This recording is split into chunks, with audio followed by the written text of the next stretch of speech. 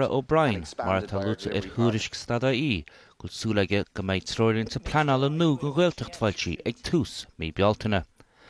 Dúrún méid sin an dáil le linn plé ar an leasú atá le duna ar an mille pleanála agus ferbara. Bhí sé gceist go mbeadh na treoirlinn fáiltí chomh bhliain óchan. Níor ghlacú ach le arú amháin le linneún phlé sé sin na go mbeadh ceantar Gaeltachta agus Oileán áirithe mar cheantar a le I bleana na ferbara na núdaras áitiúil. Bhí leasú curach an cín ag an teachtadála agus os snodaí ach níor ghlacú leis an leasú. Rud atá gceiste go ná go mbeadh mar a déanamh cinnte le gohfuil túsáite tugadh don Gaeltacht agus a pleanáil don Gaeltacht ag tuairt aitheantas ceart do tithéochta Gaeltacht an rud atá tastal ó clanna agus pobl na Gaeltacht ó thaobh tithéochta amachtain seo agus láireach.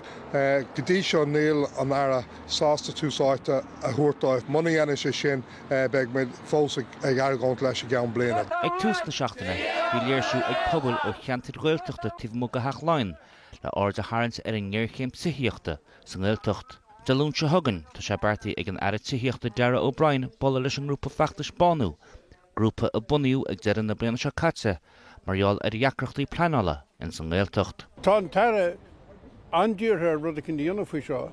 Bhí cruinú am héin leis an teachta seo, dír mí ar castal le Bánú mar dír siad cruinú.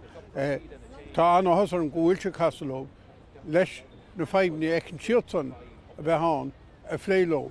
Tá sé an dearfa go bhfuil an dearchuig an air go mbeadh cheart go baint ag údras na Gaeltachta leis a bhaibas mú Gaeltachta tá bhfuil anna lethar na huaire sé sin Tithíocht. Beidir go mbeidh leasú beag a teastal le nach an údrais a té sinna dhéanana nar a bheith an bille nua teart chun cín. Said an grúpa feachtais Bánú le nuacht go súlach go mbeidh roinnt na ceisteannaí atá go héin freigraí ag an aire Tithíochta Darragh O'Brien nar a chaasa se lob dealún an ngáile hééis am lón. Dúrú freisin go mbeidh na takeachtaí breise tá teastal in san Gaeltacht a phléachab le na cínsú go mbeidh daoine bhfuil gailge ar a deilechab a gcoineáil san Gaeltacht. Éadán am lón, nuacht tGCAT.